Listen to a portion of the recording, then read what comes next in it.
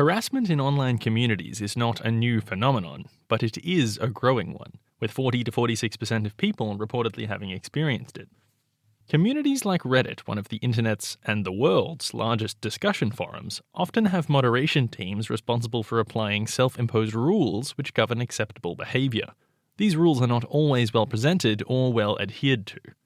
Researchers from Princeton University have collaborated with the moderation team at the Reddit science discussion community r/Science to determine how the clear presentation of expected standards, or social norms within online groups, can influence user behaviour.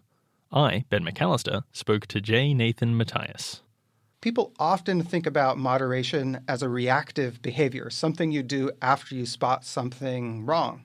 In this case, we were testing preventive ideas, the idea that by making behavioral norms more clear, we might actually prevent some of the problems that moderators otherwise have to clean up later. What does that actually look like? What are we specifically talking about here in the context of Reddit? How did you post the rules, and also where did they go? In this study, we used software that the community consented to invite into their online group. And that software observed when new discussions were started, and it randomly assigned some discussions to receive a notice with the rules. The software also observed the number of comments that were made, the number of newcomers who participated, and also which of those comments ended up removed by moderators for violating rules. And how did you actually get this software into Reddit? Was it something that the moderators had to take on their side, or was it something that you could inject yourself?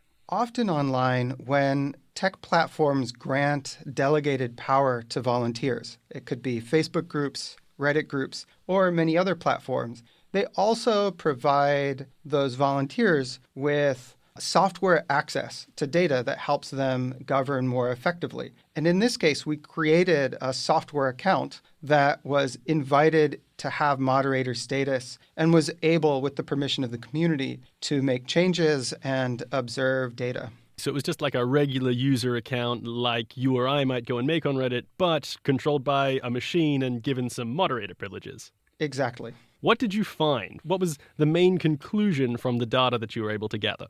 We found something that was, I think, surprising to many of us. The first thing we found was that posting the rules, making them clear, making it clear what the consequences were, and also clarifying how much support there was for those rules did increase the chance that a first-time commenter would actually follow those rules. On top of that, we found that making rules clear actually increased the rate of participation by around 70%. There are many people who worry that clear or strict rules about behavior online might actually reduce participation in important public conversations. But in this case, in line with some other survey and lab research, we found that in the presence of those clear rules, more people participated. So you found that people who, hadn't been participating in the discussion before were more likely to participate in the threads where the rules were prominent?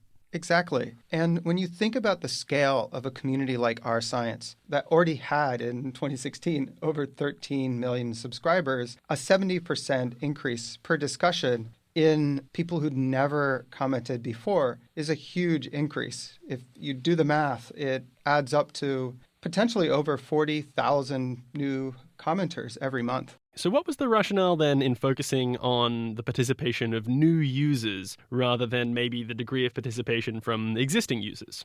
We had two reasons for focusing on new commenters in science discussions. From a practical perspective, the science discussion community is very interested in bringing more people into talking about science topics. From a social scientific perspective, there are also questions about just who is most influenced by information about norms. We know that if someone identifies strongly with or pays close attention to what social psychologists call a reference group, then they're more likely to be influenced by normative information. And we were curious to find out if, in a world where we're constantly clicking and swiping from context to context, these normative messages would also be influential to people who'd never participated and may not necessarily have a good reason to value the new community's norms.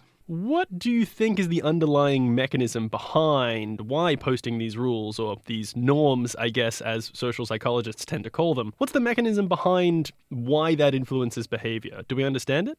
Social psychologists who try to unpack the mechanisms through which normative information influences behavior often think about two different things. One has to do with the source of that information. Is it an institution? Is it a person? Is it a group? How much attention do I pay to that group when deciding how to behave?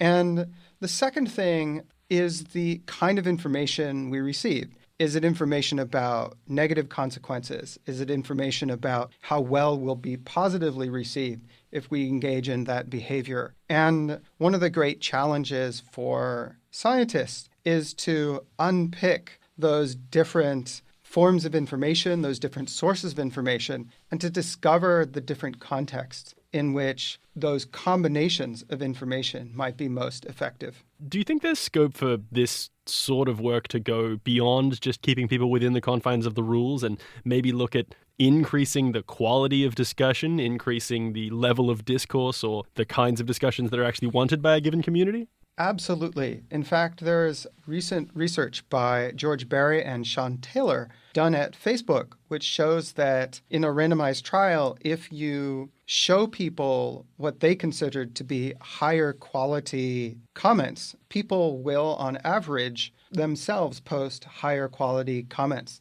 And so I think norms are one possible explanation for the effect that they observed. Fascinating stuff. Dr. Matthias believes that in the future, behavioral science could be applied in all kinds of places across the web to improve both inclusivity and the quality of discussions. That study is published in the Proceedings of the National Academy of Sciences of the United States of America.